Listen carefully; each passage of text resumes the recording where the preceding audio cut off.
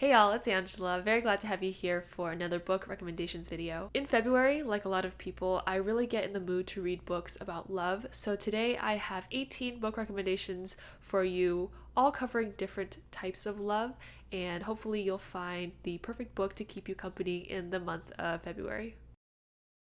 So starting off, we have the category of young love. So think first crushes, middle school, high school love. And I have two book recommendations for this category. The first is a book series, and it's the Heartstopper series by Alice Oseman. This is a set of graphic novels following two teenage boys. We have Nick, who is this very sweet, shy guy, and he was the first person to come out as gay at his all-boys school. And then we also have Nick, who is this rugby player who is very well liked, and he has this kind of heart of gold. These two end up striking up this very unexpected friendship that develops into something more, and they help each other as they traverse through different aspects of kind of growing pains, like family relationships, changing friendships, stresses from school, mental health, all these different factors that are very reminiscent, I think, of youth and childhood. It's a really great book series. There are 4 volumes out right now. I would highly recommend you read all 4 in one setting for an instant serotonin boost. The other recommendation I have is Love is for Losers by Vipka Brugman. This book follows 15-year-old Phoebe, whose best friend just got into this relationship and has kind of abandoned their friendship a little bit. So Phoebe's feeling very put off by the concept of love, relationships, crushes, anything to do with that. That is until she meets Emma, who is a new volunteer working at the thrift shop that Phoebe also volunteers for. This is one of those books that's very bold and is very out there and quite frank in its conversations about sexuality, friendships, relationships, and it kind of reminds me of Angus Thong's and Perfect Snogging. The next category is the steamy books. So if you're looking for something with a lot of passion, with a lot of sexual tension, this is the category for you. My first recommendation is Written in the Stars by Alexandria Bellefleur. This is a story about 2 women, Darcy and Elle, who get set up on a blind date by Darcy's brother. They go to the first date and it's horrible. It's a terrible first date. But Darcy is kind of over being set up on all these blind dates and having to go through the pains of a relationship again. And so she and Elle decide to fake date together to kind of get their families off their back. But as they're dating, they can't deny this chemistry between them, and what starts off as very much kind of a hate relationship turns into something more. This story kind of hits every trope in the book. You have fake dating, fake enemies to lovers, you have a very steamy and passionate romance, and if you're really into astrology, the main character Elle, she actually runs an astrology Twitter account, so you get a lot of these quibs about different signs and what they might like in terms of like memes and stuff. So check this out if you're looking for a steamy queer rom-com story.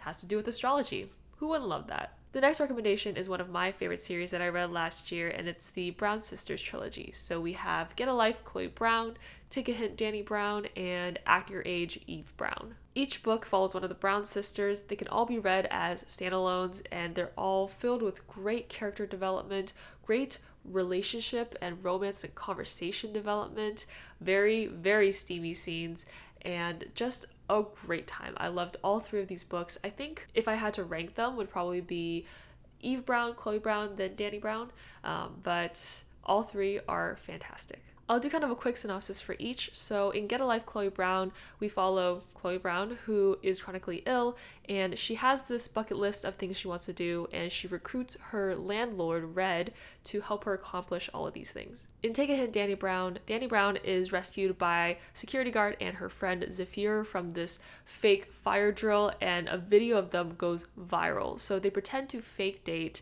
to help Zephyr's nonprofit gain more attention. And in Act Your Age, Eve Brown gets a job as a chef at a bed and breakfast where she gets off to a very wrong start with the bed and breakfast owner, Jacob. The next category is romances set in a fantastical or sci-fi world. The first recommendation I have is the Hidden Legacy series by Alona Andrews. This is set in a world where there are different houses where families basically have these magical powers, and it follows our main character Nevada, who runs her own detective agency where she does a lot of initially kind of like lowball cases until she accepts a case where she has to bring in this very dangerous suspect, and she ends up having to team up with Connor, who is this billionaire, very powerful guy. He's a very dangerous, kind of dark guy. He's like notoriously dangerous. This book is very much outside of my normal reading. It's an urban fantasy with a lot of fast-paced action, a very kind of casual tone of writing, and I think it's very like easy to get sucked into the world. I remember finishing like 3 books in the series all within the span of a week. It was just like so immersive. So this will be a really good one if you just want to curl up for an afternoon in a really, really interesting world. The next recommendation I have is 1Q84 by Haruki Murakami. This book follows a woman named Aomame in the year 1984 when she stumbles into a universe that seems very much like her own but just slightly different.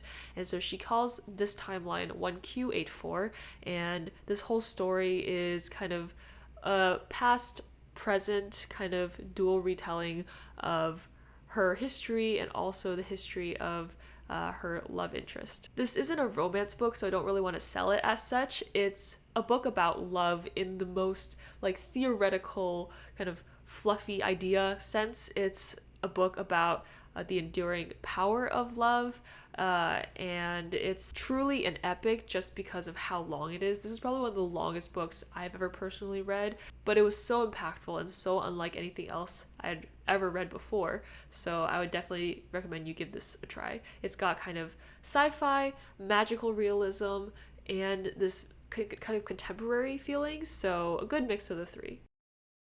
The next category, we have romance books with a slight thriller/suspense twist. The first book is The Wife Upstairs by Rachel Hawkins. This is a modern retelling of Jane Eyre, and it follows her main character Jane, who is this dog walker in this very, very rich neighborhood, and she starts falling in love with this new guy that moves in, but it's very obvious that he's hiding secrets and Jane is hiding secrets, and it's only a matter of time before these pasts lives of theirs collide. Reading this book was so fun. I've never read Jane Eyre before, so I can't really tell you how good it is from a retelling perspective, but the way the author writes the characters and the plot, it just is so fast-paced, and each thing kind of leads you into the other, and you get like halfway through the book and you just can't put it down. It's that good. The next book is The Dead in the Dark by Courtney Gold. This book follows the main character Logan, who follows her 2 dads back to their small hometown where they investigate the mysterious disappearances of some teenagers. Though this book is more focused on the mystery and the supernatural,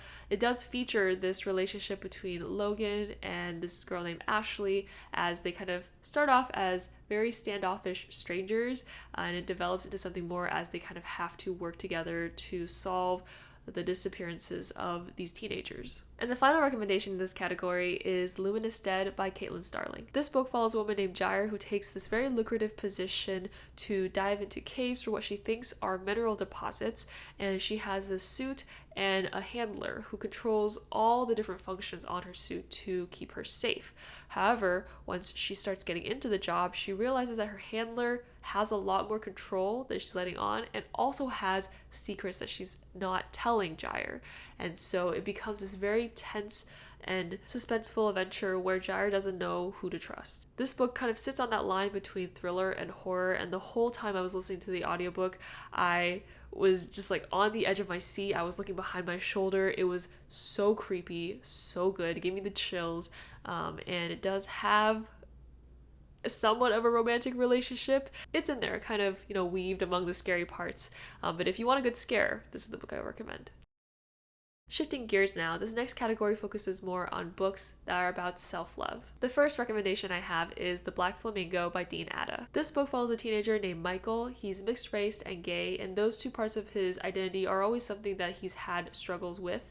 And as he's entering university, he discovers the art of drag, and using that as an outlet, he begins to discover more of himself and really embrace who he is for who he is. This book is written in verse, and it's just a really great story talking about the intersection between race and sexuality at a time when teenagers are really starting to discover who they are and kind of solidify their identity. The next book is Snapdragon by Kat Leigh. This follows a young girl named Snap who becomes friends with their town's local witch. This is a middle grade graphic novel, and I just had such a good time reading it. The art style is so dynamic, and you follow this young girl's journey as she discovers the magic in herself that she's had all along, and how she becomes friends with this person who was initially like the scariest person in town. The final book I have in this category is Eleanor Oliphant is Completely Fine by Gail Honeyman. This book follows Eleanor Oliphant, a woman who struggles with social cues and social skills,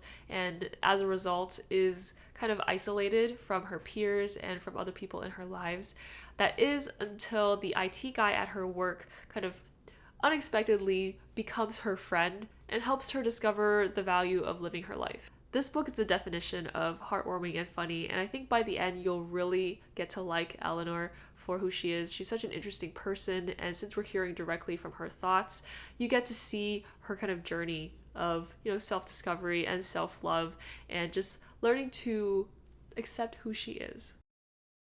The next category is friendship, because who are we without our friends? The first recommendation I have is The Way to the Stars by Kay Ancrum. This book follows a girl named Alexandria who's new to town, and every night she waits to catch radio signals from her astronaut mother, who went on this mission that's basically a one-way trip. It also follows a girl named Ryan who loves space, dreams of becoming an astronaut, but has to take care of her family and has a ton of adult burdens on her that makes that dream kind of impossible to reach. Though Alexandria is very set on being a loner, Ryan adopts her into her friend group and they develop this very beautiful friendship over space. This book is written in a lovely, quiet, poetic style, and it has such great and complex character development, and it has those tinges of a found family trope, so if you're looking for a very quiet and beautiful story about friendship, this would be a great pick. The other recommendation I have for this category is kind of my staple go-to whenever I think about books about friendship, and that is Radio Silence by Alice Oseman.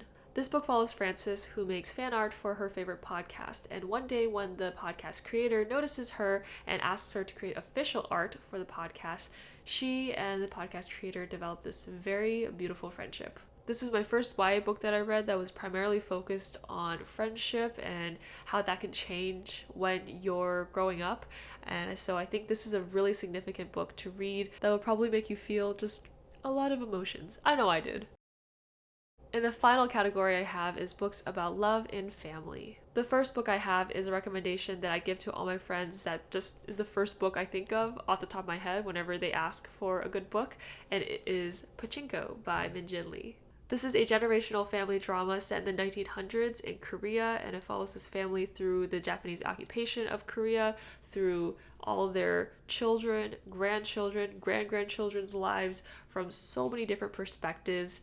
And not only do you feel the love and the strength of family throughout this book, but you also feel the running thread of tradition and culture that just permeates every page, and with also the struggle of identity. This is absolutely an epic. It is so beautifully written, and I originally borrowed a library copy but went out and got another copy just because I knew that someday I would want to read this book again. It's just so great. The next book I have is Yolk by Mary H.K. Choi. This book follows two estranged sisters, Jane and June, who could not be more different. They grew up with a lot of differences and kind of have had resentments because of that, but all that gets pushed aside when June suddenly reveals that she's been diagnosed with cancer. Though this book is categorized as young adult, a lot of the topics in this book are really heavy, and they deal a lot with sibling relationships and sibling rivalry, with family differences.